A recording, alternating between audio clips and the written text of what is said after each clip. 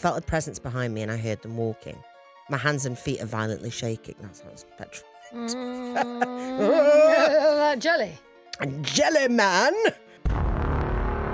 Ding dong bell face. What is wrong with me? We should start a comedy night called that. Ding dong bell face. Oh, that is an amazing night. Ding dong bell face. Oh, yes, where everyone has to do a please. competition and Yeah. get egg thrown at them. Yeah, and I'm going to smack you in the face with a bell if you shit. That, like, there's just something going on in your neighbourhood. Oh my God. Something going on in your neighbourhood. Who are you going to call? Ghost Huns.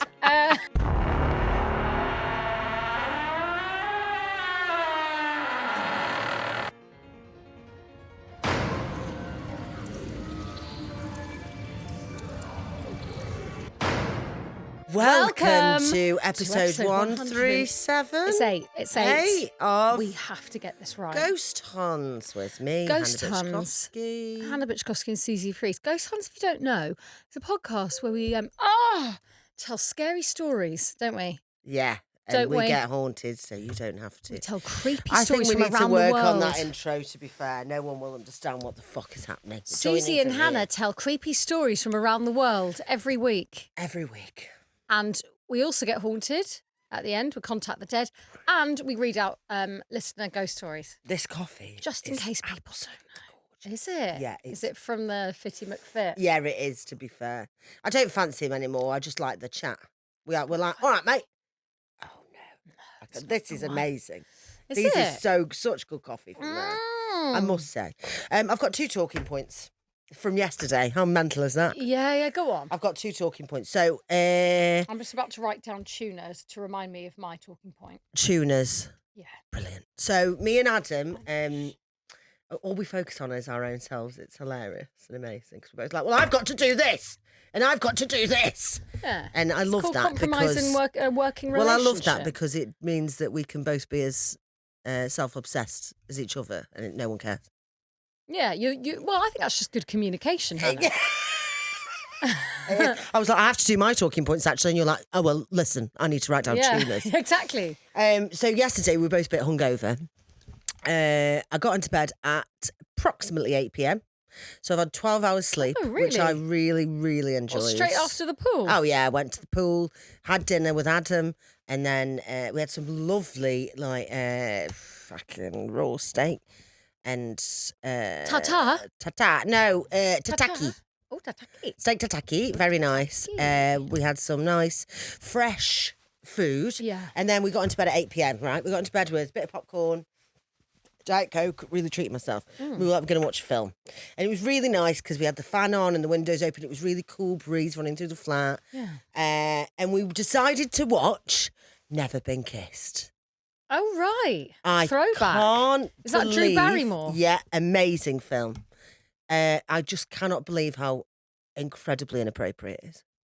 Is that the teacher who The thinks she's teacher fit? one, yeah, and Yeah. it's so much worse than that. Yeah. I've realised since it. So I wrote some notes down about what happens in Never Been Kissed.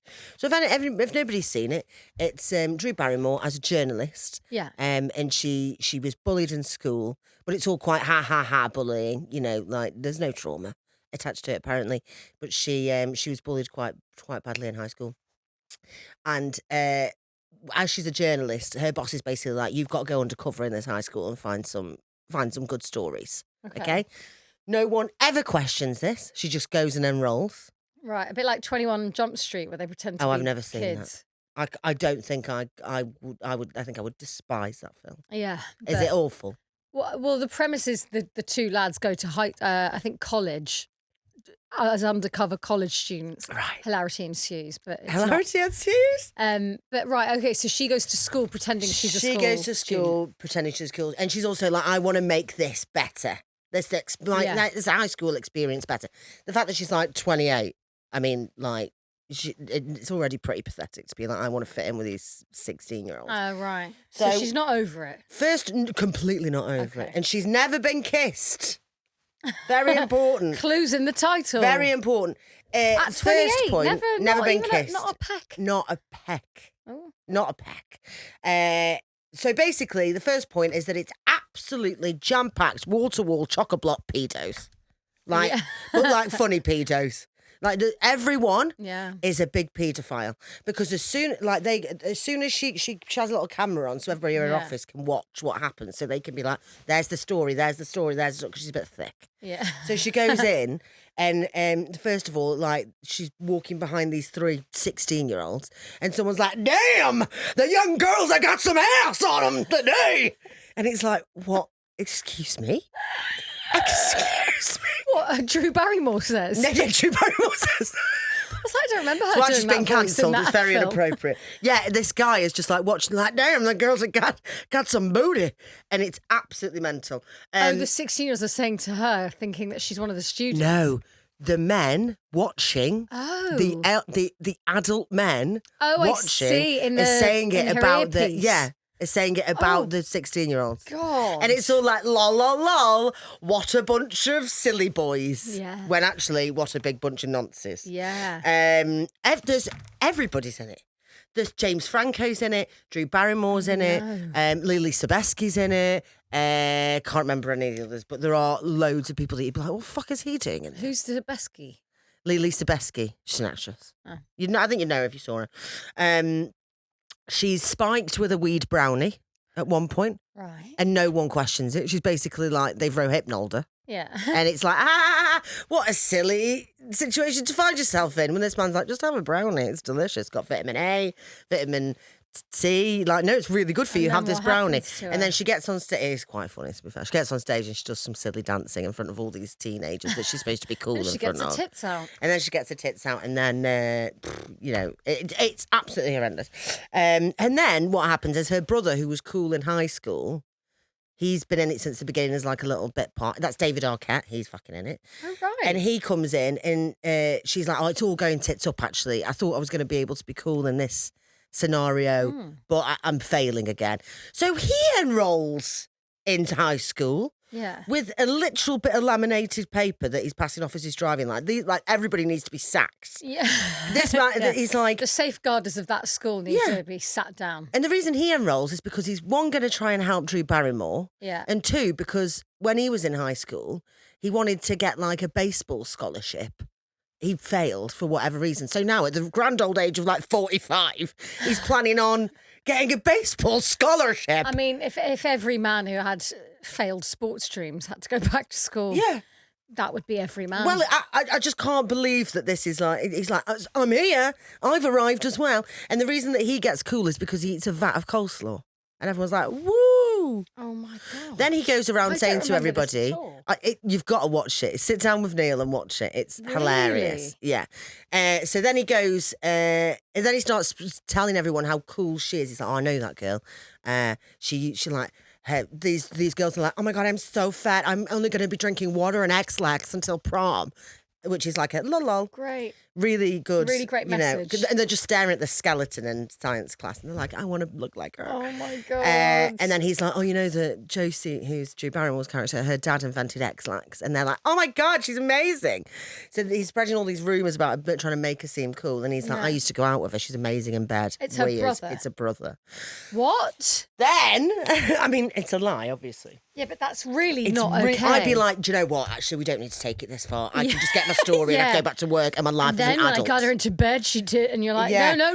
She sucked my bollocks dry. And that's my sister. Yeah. Lovely. Then he, as the like, he's like the goofy, fun character that you're supposed to really like, and he ends up going dating a 16-year-old.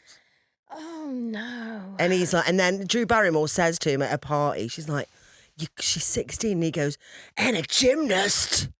Oh. And it's horrific. That is horrific. Like, they never kiss. And listen, all of these characters are played by 29-year-old adults. But yeah, but the fucking... it's the fact that no one is like... the it's all intention like, behind what the story's saying it's wink, wink, nudge, nudge. not okay. No, it's not God, good. is this directed by Woody Allen? Do you know it's written by a woman? Really? Yeah, I was completely surprised. So there's these cool boys, there's these cool chicks, who? whatever. And Drew Barrymore's like, all right, well, she gets fucking pedo-y because she wants to go on a date with the cool guy because she never got to do it when her first time round in school. Jesus. So she gets a bit pedo-y with it as well. And they're all fucking, there's this bunch of adults going out with these bunch of kids. And I'm like, go home to your families. And all these like people in the office are just obsessed with watching what goes on in Drew Barrymore's 17-year-old fake life. So then, in the midst of all this, she builds a relationship with her teacher. And he's like obviously very attracted to it. He says some such inappropriate things all the way through. Like they at one point go on a what's it called? One of those slow things. The carousel, not the carousel, the Ferris wheel. Ferris wheel. Yeah. So they go on a Ferris wheel, and she gets on one, and she's like, and the guy's like, "Oh, have you got a partner?" And she goes, "No, I'm just on my own." He's like, "Single rider, single," which is quite funny because she's like, "Shut the fuck up, please." And then the teacher's obviously like, "Oh, I'll go and help her out." The most romantic fairground ride in the world. Like, imagine you're on a Ferris wheel with your teacher. Imagine that, how horrific that'd be. So he gets on, and then she says, says not something like, horrific if you fancied them. it would be horrific from anyone else's point of view. Not from yours, no, because you don't know any better because you're a child. Yeah. But from his point of view, and really everyone bad, else, really it's bad. really bad. I love that you were like, no, but... Well, no, I was just thinking about it if I was at school. And I found, 100%. but everyone else involved is bad. The police. Yeah. Everybody should, but no one's questioning it. And they're on this Ferris wheel, and he goes, when you're my age, all the guys are going to be like queuing up for you. And she says... You're just saying that because you're my teacher. Oh, God, and then he responds with... That's not what teachers say. He responds with, actually, I'm saying it. I shouldn't be saying it because I am your teacher. And all these people who are watching the video are going, oh, like this is such a romantic love story. It's like, he thinks she's 15. Yeah. He thinks she's a baby. What are you doing? I'm surprised there wasn't more like satire in it and like someone like vomiting into a bag and like how are they so unaware that this was inappropriate? Like they're so unaware, but they kind of like they do a few like, you shouldn't really be doing this. Well, then eventually the boss of the paper's like, it's student-teacher relationship, like that's the story. Like that's what you have to out him. And I'd be like, yes, you do. Yeah. Because he's obviously a pedo or someone who's completely inappropriate. He's always like taking her out of school and going and doing weird stuff. It really would put me off if I got with someone who was disappointed I was older. Well, when she eventually admits it at the end, because they go to prom, she's prom queen. She's dancing with the cool guy. And he's obviously like sad because she's dating someone her own age. Right. And then she eventually is like, oh my God, I'm 28. I'm not a student here. And he goes, and runs away. And I'm like, he doesn't want it. You're annoyed about that old pussy. Yeah. You don't want that old vagina. He wanted virgin. He wanted child. Jesus. Which is outrageous. He runs. He just runs. So he runs into the off. Sunset. And he's like, no, he runs off. And then she comes outside and the guy who's been like, they've all been like watching her, he comes out and he's like, oh, you need to write the story about this fucking teacher. And she's like, no, I can't. And then he's like sat behind the wall and he turns around and she's like, and then the guy who said, like, you need to write the story goes, oh, awkward. And it's like, no, you're a fucking paedophile. Yeah. What were you doing? What were you doing? We have evidence, video evidence and audio evidence of you being a nonce. Yeah, this isn't my faux pas, actually. And then it all ends with the police coming and he's locked up. And then everyone goes to therapy. Mandatory and also, therapy. there's a second film about David Arquette and the problems of incest. Well, the best part about this film is that at the end, what happens is she writes a story. This is fucking nuts. I think I can smell yours. What happens at the end is she's like, no, the story is that I've never been kissed, and this is my tale about going from a horrible high school experience to a great high school experience. So then she writes this whole thing, and it's like a montage of her writing a story being like, I've never been kissed, but Sam Coulson, I've realised that I'm in love with you. And if you are in love with me too, I'm in love with you, you big fucking pervert.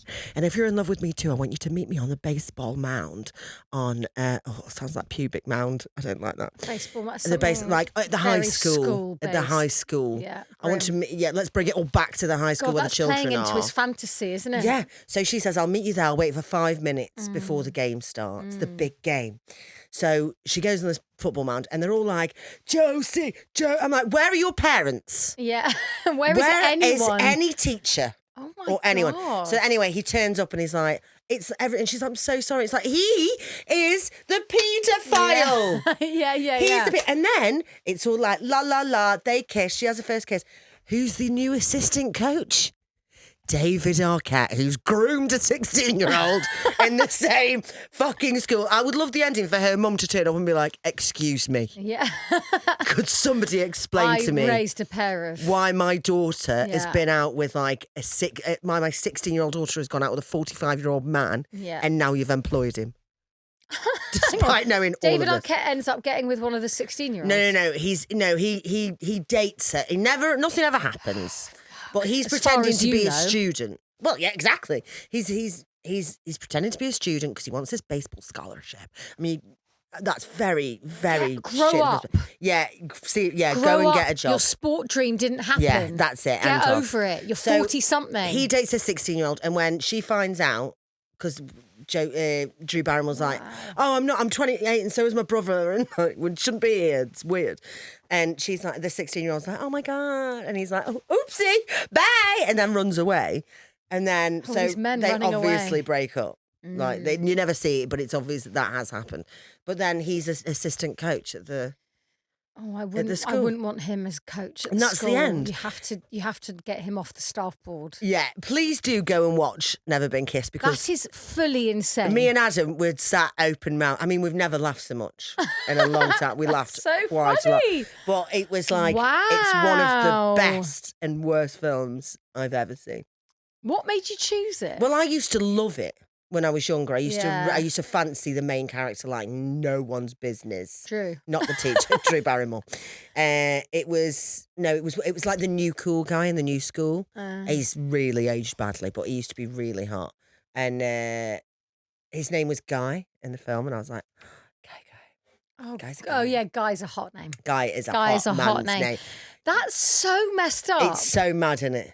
It's so mental. Also, like 28 and then fancying a 16-year-old. It's like and he's like, she's flexible. Yeah, acrobat. But like you just fancy people your own age. Like you don't notice it happening. Yeah. But like Neil showed me this lineup of like this Irish rugby team. And there was one guy who's 20. And like I was looking at all of them. Did you see that? What? I just put I my thought you coffee just here and a bit of sipped coffee it. went, No? that was weird. I thought you went, did you see that? I was like, you sipping your coffee? I'm like, yes. Did you watch me? Well done! Can we talk about me, please? Sorry, go on. Did you see me drink my coffee just then? So you're perverting on some rugby lads? Well, no. I was looking at the lineup and I was like, oh, he's quite hot. It's kind of like a game we play a little bit where I'm like, oh, he's quite fit. Yeah. Who would my like rugby husband be? Yeah. And then there was this 20-year-old and I went, oh. And he was like, yeah, to be fair, he's quite young. And I was like, there's absolutely no, like you could see he was objectively like, Yeah.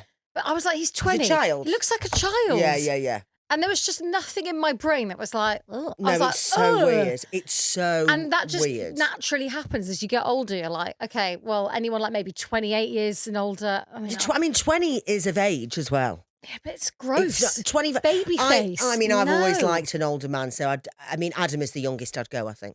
Really? 37, yeah. I've always liked a grey-haired man. Yeah. But yeah, that was Never Been Kissed, and it was absolutely fucking crazy town. I tried to get Neil to go on a Ferris wheel in Romania in this dog shit town where it was like, it looked like the nails were coming off. Yeah. And I was like, can we do that? That looks quite romantic, like from a film. He was like, there is no fucking way I'm getting on that film. All we need now is a big paedophile. Yeah, I was like, oh, maybe not. Like That's you so can't funny. live your film dreams because No. ultimately nonced. Nonce. Never been nonced. Yeah, please do watch it, everyone. Do you know what I watched yesterday? Hit me, please. A Netflix series called Surviving Death. Right. And the first episode is about near-death experiences, Right. or as they call them, NDEs. NDE. There have been a lot of people I've who have had had an an NDE. NDE. And it's So have I. fascinating. The amount of times I've choked on like a bit of fried chicken is mad. No, but okay. It's mental. Yeah, but you haven't, like, your brain activity hasn't shut down for like 38 seconds because you've choked on a fucking tit Listen, nut. were you there? Okay. Cool. Hannah's had an NDE as well. Look at me drinking my coffee. But it's really fascinating because this woman like talks about how she was kayaking in Chile, right? Right. And Chile. And she fully for like 15 minutes dead. They pulled up her body. It was bloated, purple. Her eyes were staring. No. And they were like, okay, so it's just her body. Okay, so obviously she's now dead. it's just, she's dead. And she was dead. And she talks about this experience of like floating above her body. She met these, she describes them as spirits, but she doesn't really know how to describe them, just people she didn't recognize. But they didn't mean her any harm. And they said to her, like, you have a choice. Do you want to go back to your body or do you want to carry on floating? And they said, go back to your body. This isn't your time. But not much of a choice. Not much. Yeah, they're like, actually, we take it back. Yeah. But then they do say to her, your fourth son what did they say? Something like, he won't grow old. And she comes back down to earth and she goes, I was so grateful to live, but she said, I knew from that moment on, my son was not going to make it to his 18th birthday. And she was like, she lived with this dread. And then she fucking tells him on his 18th birthday. And I was like, don't do that. That's a really bad idea. Really bad idea. I wouldn't want my mum to be like, listen, a spirit did tell me you're going to die. I'd be like, you're mental. Yeah. But apparently, anyway, he lives, right? So he lives, he gets to 20, then he dies. Fucking hell. Yeah. And she knew. She knew all along, and she kind of has this. She killed him. She's like a physician. She's a GP, so she's very like science based. How did he die? A skiing accident. A car hit him when he was cross country. No, he was cross country, and this car just hit him out of nowhere. And it was one of those that I was like, and there's loads of stories like that. And it's the first episode, and then the second episode is about mediums. I haven't got to it yet. Oh, I'm gonna watch that. It's really good. That sounds really good. It's really good, and it's all that about. Sounds really good. Oh my god, I'm obsessed. And then I ate that with my tuna steak. Oh, what was your tuna talking point then? Yeah, tuna. I love that you went, I've got this really good story, this really good TV recommendation with a really good story behind it, but I'm going to write down tuna to remind me. Tuna. Can I tell you one more thing? Because I think it's very quick. It's very astonishing. Yes. It's more of a moan about Adam more than anything. Please. Woke up in the middle of the night, about 2 a.m, in quite a lot of distress. In distress and discard again. So I woke up in distress because I really needed the loo. Right. And it was quite urgent. Right. But Adam had stood up at the same time and was like, I'm going to go to the toilet. And I was like, okay. I was like, just be aware. I think I might need to go. And then he went, is it urgent? I went, probably not. Like, you could have a wee. So he went in the toilet. And then all of a sudden it became so urgent that I stood up and like clenched my bum all together. Oh, no. And I was like, I actually think I might have an accident. Yeah, I was like, I actually think I might have an accident. So I went to the bathroom and I was like, Adam, I don't mean to alarm you, and if you are on the toilet, I'm really sorry, but I think I might shit myself. And he was like, oh my God, I'm coming as fast as I can. I opened the door, he's washing his hands. He was like, I'm doing as fast as I can. I was like, well, at least he's a clean king. Listen, I'm all for hand washing. I get it. Could you not have waited just a little bit? Yeah. Because if I'd have shit my pants because you're washing off the suds off your fingers, that would have been absolutely like, I was so close. Wow. I can't tell you how close I am. I couldn't pull my pants down fast enough. Oh my God. It was so bad. I mean, I think it's my medication. It does kind of do that to me every now and again.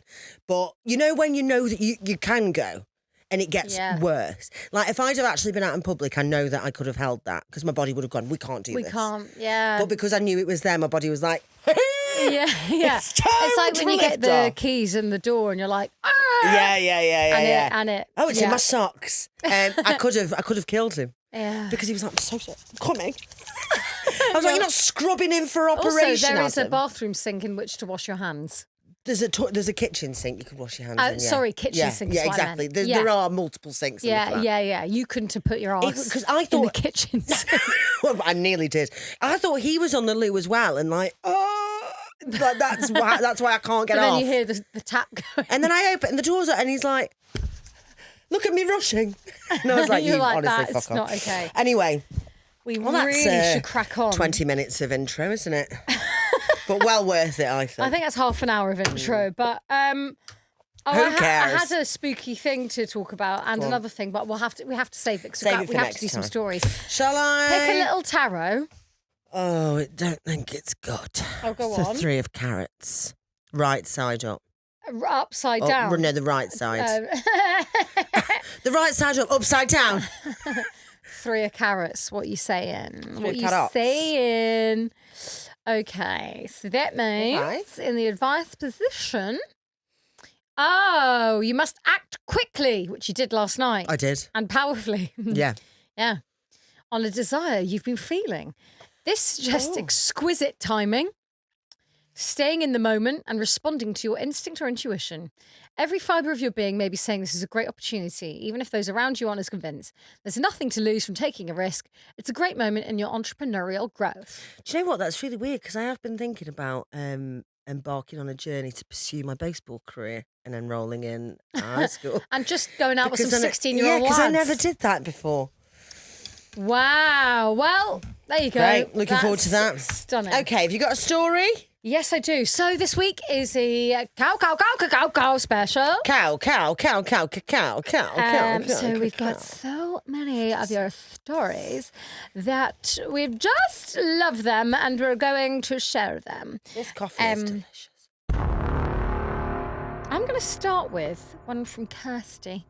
All right? Come on, Kirsty. Kirsty from Northern Ireland. Northern Ireland. Kirsty.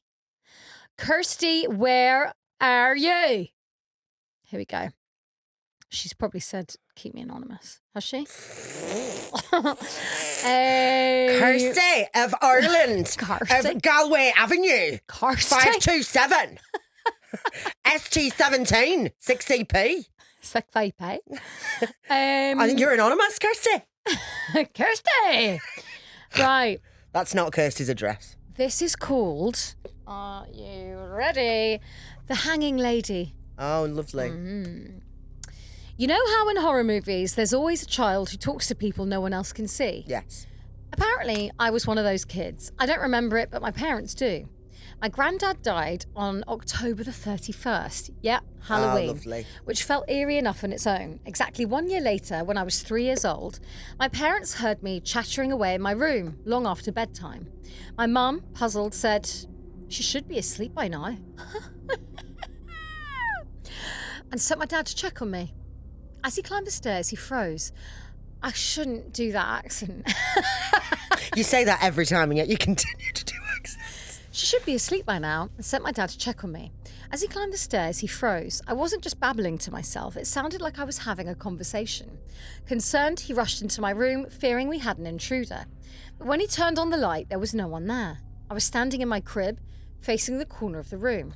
So, I'm so sorry. Yeah, for a second I was like, she's talking about a house. I was standing in my crib. Waiting for MTV. Who are you talking to, pet? He asked, his voice careful. Grandad came to see me, I said, smiling and pointing. My dad told me later that his blood ran cold. He glanced from me to the empty corner I was pointing at, fighting the urge to turn and run.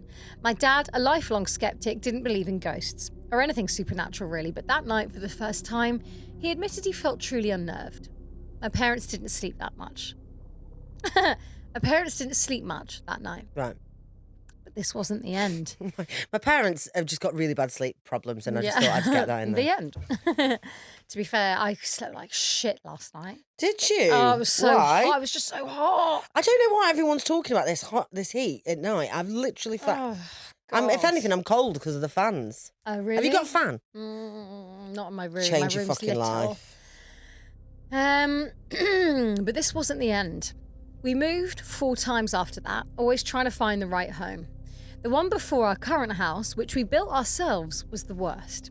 It was an older property owned by a family friend. Built in the 1960s, it had pink carpets, dark wooden panelling, and a creeping sense of unease I could never quite shake. We were renting until our new house was built, and I genuinely wish we never did. 2 months in, it started. At first, it was footsteps. Always at night around 11 p.m. when everyone was in bed. The sounds would start in the dining room, just below the staircase. Shuffling steps, chairs scraping like they were being moved, the groan of the wooden floorboards. I lay frozen the first time I heard it when I couldn't sleep one night, convinced someone had broken in. Then the footsteps began climbing the stairs, slow and deliberate. The third step always creaked, an unmistakable sound that sent my heart racing. When I heard it, I knew it wasn't my imagination. I'd hold my breath as the steps reached the top of the stairs, stopping just outside my door. My bedroom door, swollen with age, never fully closed, leaving a small gap. I'd stare at that gap, willing it to stay still, but I could feel it. Something was standing just on the other side. The silence was worse than the noise. After what felt like forever, the footsteps would start again, pacing the hallway back and forth, past my door, to my brother's room at the end of the hall, then back to mine, always stopping outside my door. It felt deliberate, like it wanted me to know it was there. And then there were the lights. From my bed, I'd hear the light switch downstairs, flicking on and off, on and off, on and off. The sharp click, click, click echoed through the empty house. We'd all been in bed for hours and no one was down there. I told my family over breakfast in the mornings, but they brushed it off and never believed me. It's an old house, they said. Houses make noises, but deep down I knew better.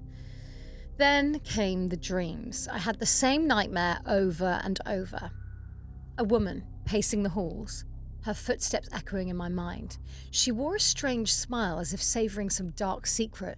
Then, without warning, she would loop a noose around her neck, attach it onto the light fixture above the stairs, and hang herself. She'd smile the whole time.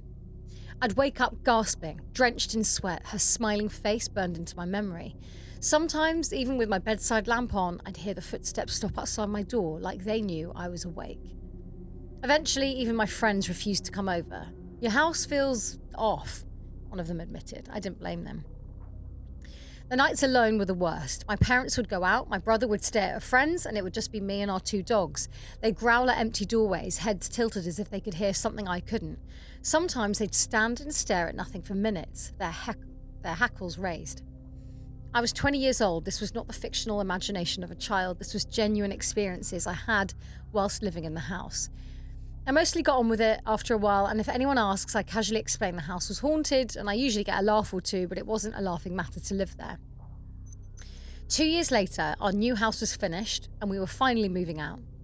As we handed the keys back to our family friend, his wife said almost casually, "Oh, I never liked that house." My mum and I exchanged uneasy glances. "Why's that?" my mum asked. "Just feels wrong," she said. "We didn't want to tell you before you moved in. It's not a big deal. We were supposed to renovate it, but there's definitely something off about that place. It gives me the creeps, and I wouldn't set foot in it myself." I felt the blood drain from my face. My mum stammered, "It's funny you say that. She's been telling us things for years, but we thought it was just her imagination." The woman shook her head. "If you felt it too, I think you'd agree when I suggest tearing it down instead of renovating. Start a new project. Some houses just can't be fixed." I couldn't have agreed more. As we packed the car and prepared to leave, my mum turned to wave goodbye to the house, a little tradition of ours after many house moves. I turned to, and my heart stopped. There, in the upstairs window, the window at the top of the stairs, stood the woman from my nightmare. Her dark hair hung in limp strands around her face, her neck bent at an impossible angle, and she was smiling. I gasped, grabbing my mum's arm, but when we looked back, she was gone. At least now I knew it hadn't been just a dream. Much love from Northern Ireland, Ghost Huns. I hope you find my trauma entertaining. Curious on your thoughts about this, and for an update if anyone cares, the house still hasn't been knocked down, and the trees have overgrown around it so much that you can barely see the house, but you can still see the second floor windows. Even now, when I drive past at an odd time, as we don't live very far from it, I get the heebie-jeebies. I don't know what was in that house, but it's up for debate. What's your take? Love, Kirsty. Oh. What do you reckon? Haunted as fuck, mate. If it's still there, I kind of want to go. Yeah, I would like to go there as well, actually. Is it empty? Yeah, Kirsty, let us know. Is there anyone living in it? Can we visit it? We'll pop there. And shall we do a ghost hunt there? Yeah, I think so.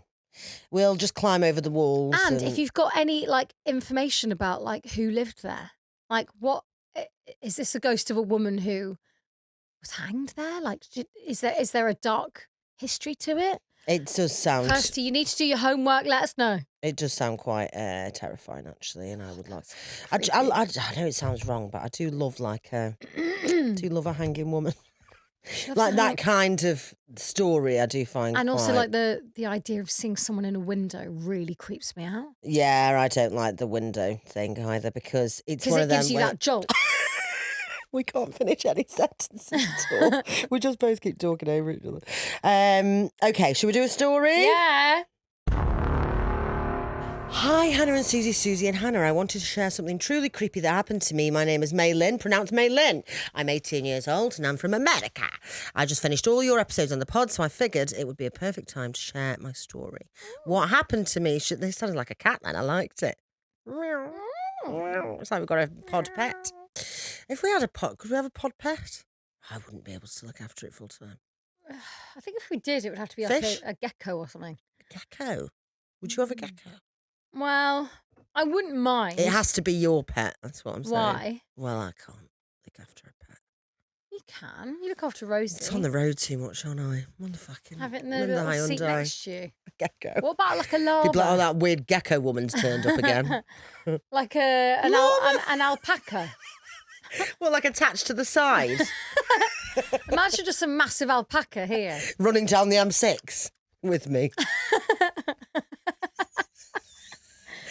I'm not against it. I do feel You'd like have to have a sunroof and it could just stick its head out as you drive. I do feel like it's abuse. But, oh, yeah, that'd be better. Yeah. I could do that, yeah. I'd just get a new car from a new alpaca. It's getting quite expensive then. Pod pet, though, is really... Yeah, pod pet. I like that as an idea. Surely it should be a black cat. I hate cats. Black cat, yeah. Absolutely hate cats. Anyway, it was a Friday morning and there was no school, so I had basketball practice in the morning and then work right after. I'd woken up around 7 and gotten ready. Note that because it's so early, it's still dark outside. I packed my lunch the night before, so I just had to grab it and put an ice. This is the most organised 18-year-old I've ever heard of. I kissed my mum goodbye and told her I loved her. Now to get to my car, you have to go into the garage and then out another door. We have a garage fridge. A garage? So I grabbed a drink from it and was walking out the door that leads to outside when I realised I never put an ice pack in my lunch. So I just shut the door quick and went to grab one from the garage fridge. I walked outside, locked the door behind me and started heading to my car. When I got to my car, I hear footsteps behind me, starting to speed up. My fight or flight kicks in and I jump into my car as fast as I can and lock the doors.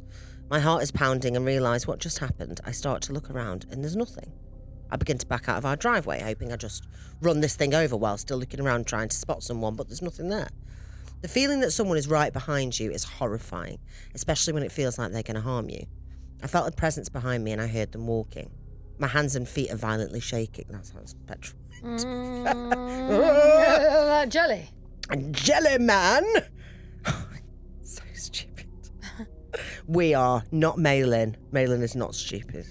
Where was I? My hands and feet are violently shaking as I'm trying to drive at the realisation of what just happened, and I decide to call my mum. That is always what you should do. As I'm recalling everything that just happened, I begin to cry, and she apologises that women have to go through things like this. She tells me that she'll check the cameras and will let me know. I told her just to make sure the doors are locked and that she's safe and that I loved her again. As I'm on my way to practice, I get a text that there's nothing on the cameras.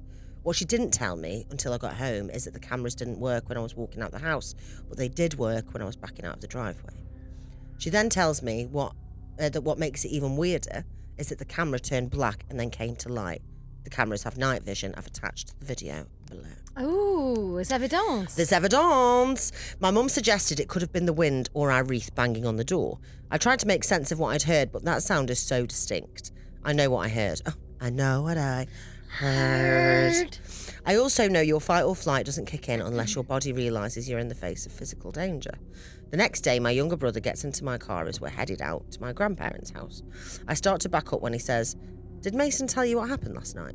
For context, Mason is our older brother, who's 22 years old, and my younger brother is 14. I replied no, and when he told me what had happened, my heart dropped. At first, I thought our mum had told him what happened and he was just trying to scare me, but I did make him swear that he was being truthful, and he did. He tells me our brother was outside on a back patio smoking and watching TikTok after work. That is like the best time killer ever. Yeah. This was around midnight. He was just relaxing when all of a sudden he hears footsteps. So he pauses the video he's watching and listens. Behind our house, we have a nice backyard and then a ravine, which is a skinny patch of woods with a stream of water in the centre. The ravine is behind all of the houses around us and even further down the road. The noise stops and it goes silent. So, just thinking he was being paranoid, he presses play again. He even replayed the video he was watching just to make sure it didn't come from that. He hears it again and realises it's coming from the ravine. He pauses his video and once again the noise stops. He gets the feeling he's being watched, so he throws his blunt in the flower pot and runs outside. After he gets inside, he realises that he can't leave it out there, so he goes back out to get it, but this time he brings our dog with him.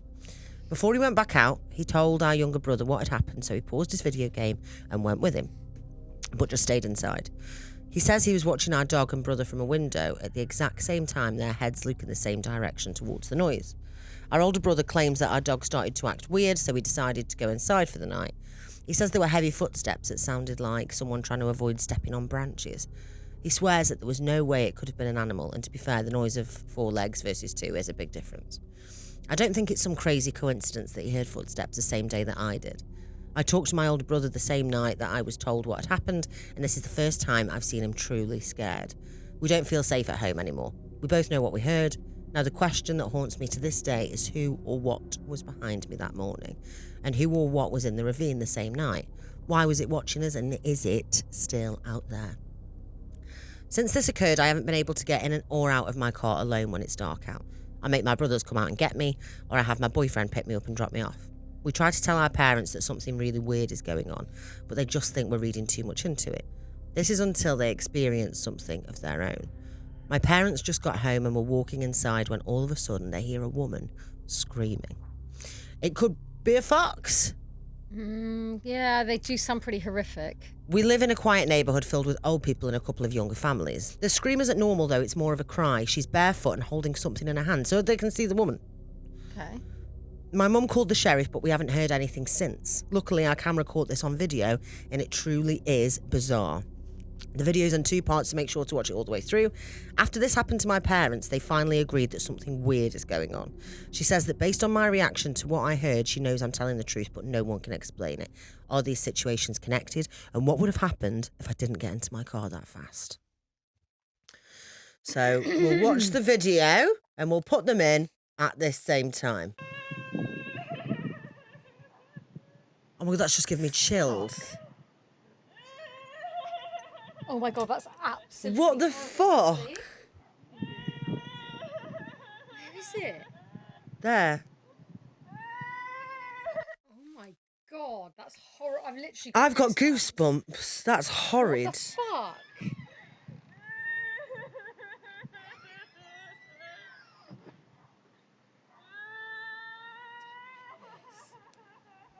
Oh, fuck. I don't know what that one was. Are you supposed to hear footsteps? Oh, is that what it is?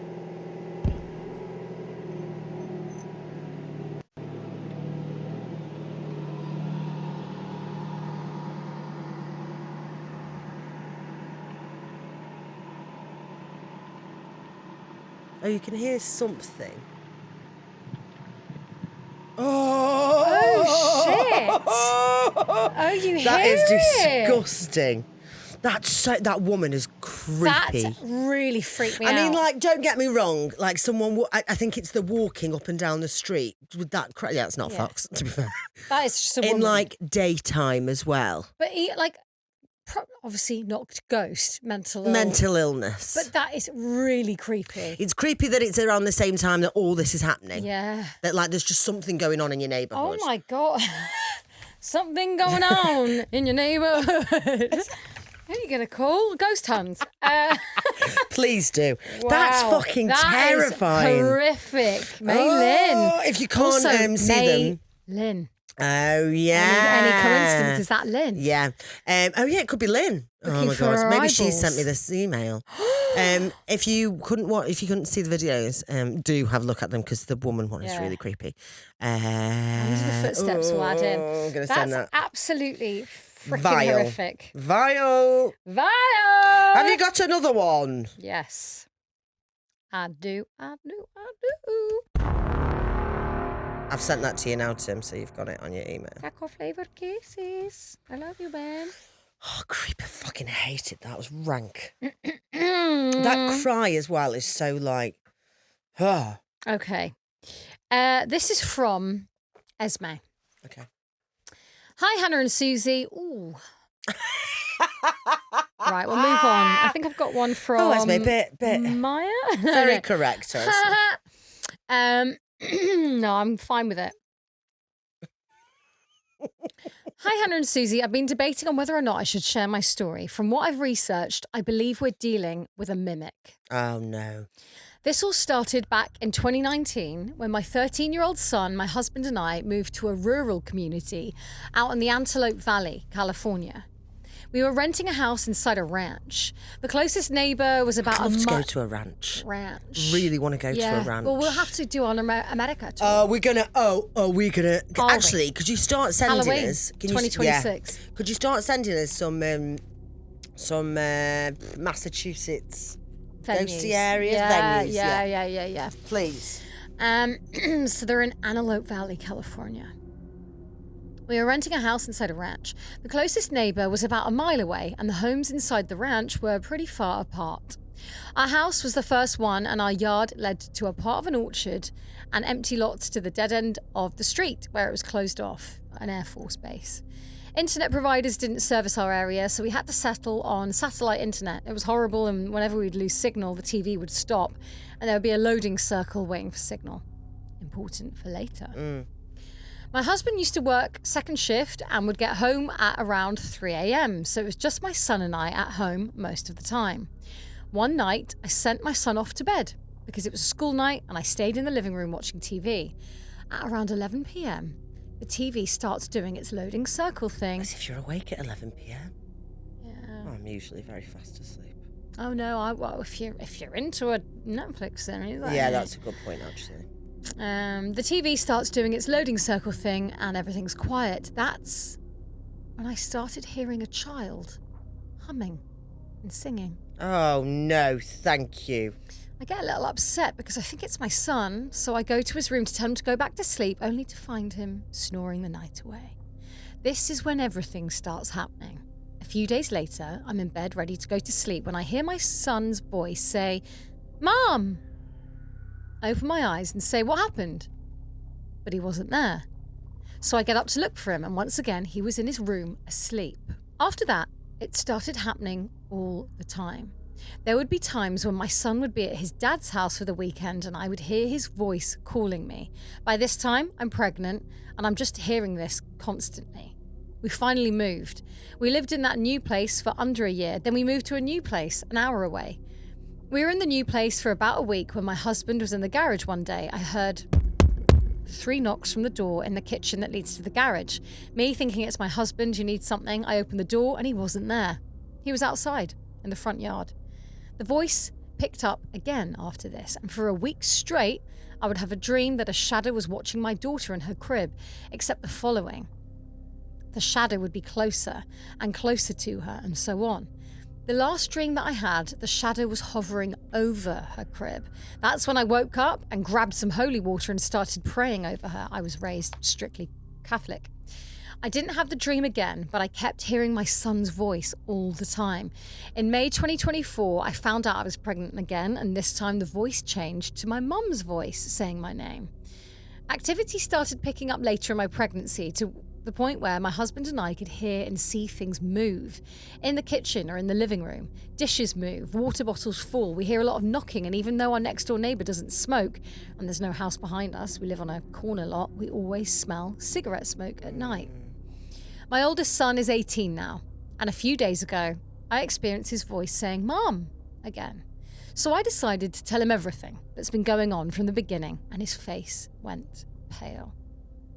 He told me that ever since that first house on the ranch, he's been hearing my voice call his name. And even to this day, he still hears it, and he has night terrors and bad dreams about that house.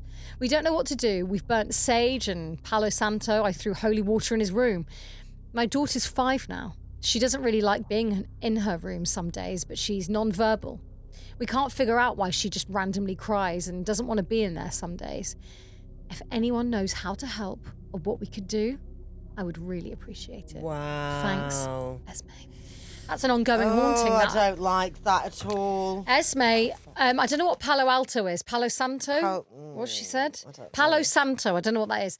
If you've tried sage, you've tried the palo. There's nothing, no more to be done. Get a priest. Well, do you know what I mean? Do an exorcism. Yeah, but it doesn't work, does it? As we're finding out on the Amityville Horror over on patreon.com/ghostfun. It doesn't always work. Doesn't always, but try. Doesn't always work. Alternatively, will come. But also, they've moved 4 times and this is still happening. So it's like... Well, I don't think that ghosts haunt places. I do think they haunt people. People, do you think? I do, yeah. I'm a big believer in that. No, I'm not. I don't technically really believe in ghosts, but if they do exist, I think they haunt people. They go with you. Yeah. But then I do think that some places have bad energy. And there are, like the Haunting of Hill House. Like that story was about like a malevolent house. Yeah. And I kind of believe that there are some places where you walk in, you're like, it's bad bones. I would believe that if anything happened during the day. But it's always at night time. Well, I don't know. We've heard about a lot of day hauntings. Yeah. Yeah, maybe. I don't know. I'm just... I think I say that because I haven't actually... although someone else told me that like an old man walks around with me. Big paedophile. Because I think he's so young. It's the guy from Never Been Kissed. Yeah, it's David Arquette is haunting me. Okay, shall we have one more? Go on then. Hi, Huns. You're probably getting sick of me popping into your inbox. You're absolutely not, but I promise this is a good one. As always, my name's Aoife. Ooh. And yes, you're more than welcome to say my name on the pod. You might have heard my earlier story about my best friend. I don't think we have yet, but I might.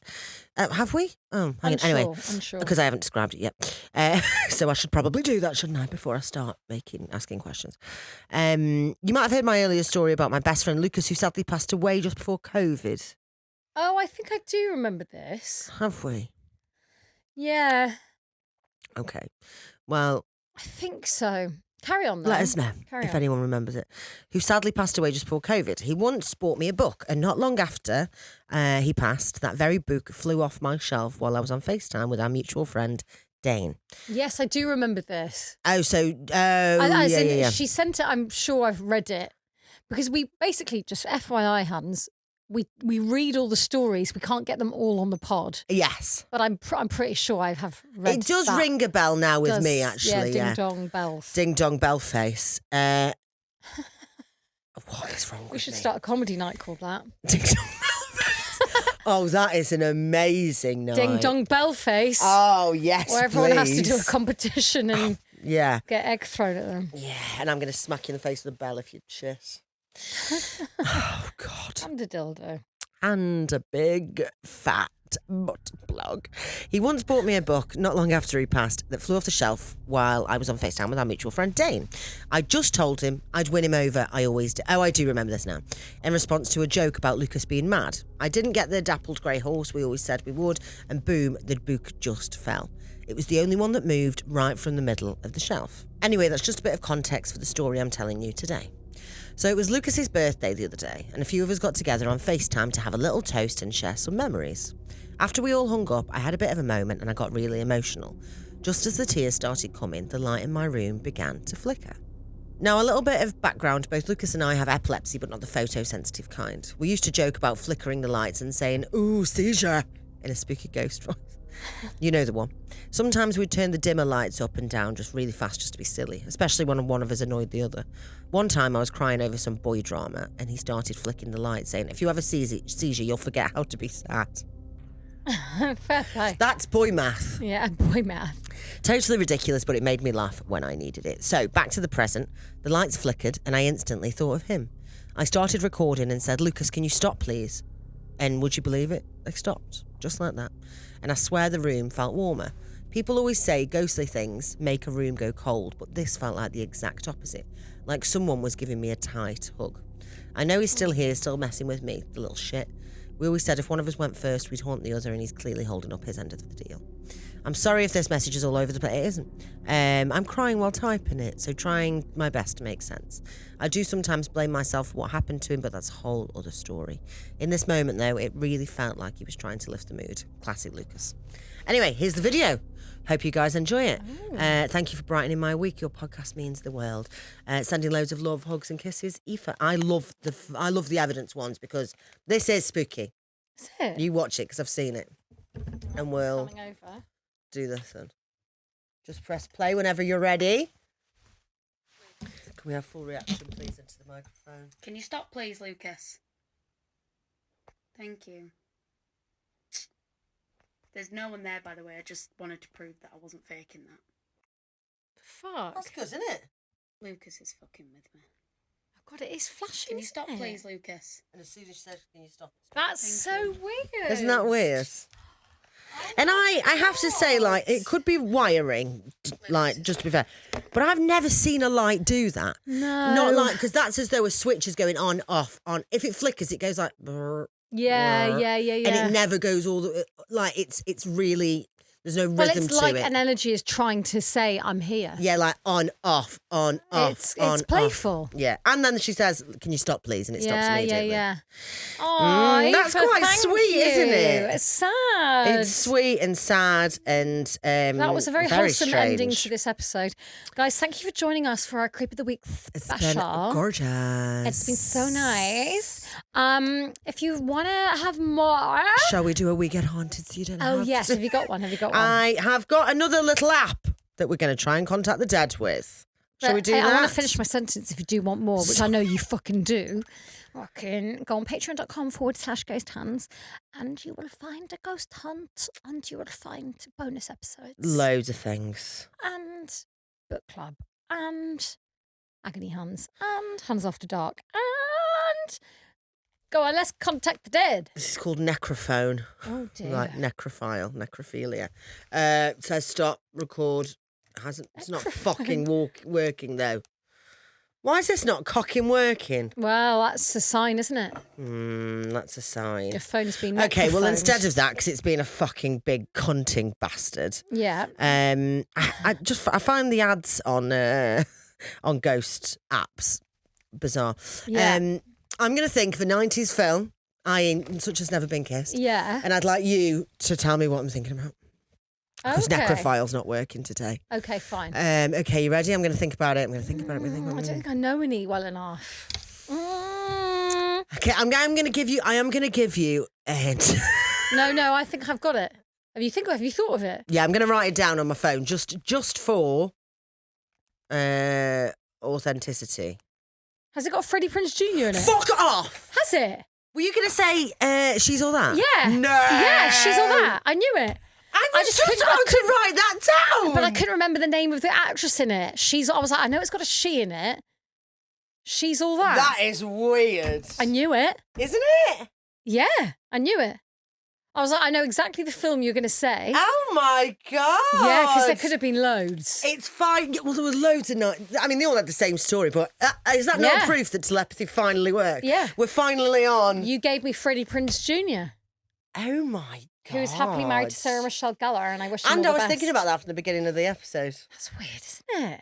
Finally. Wow. Yeah. Okay, well, that's been stunning. We'll see you next time. Go to patreon.com. Bye. Bye.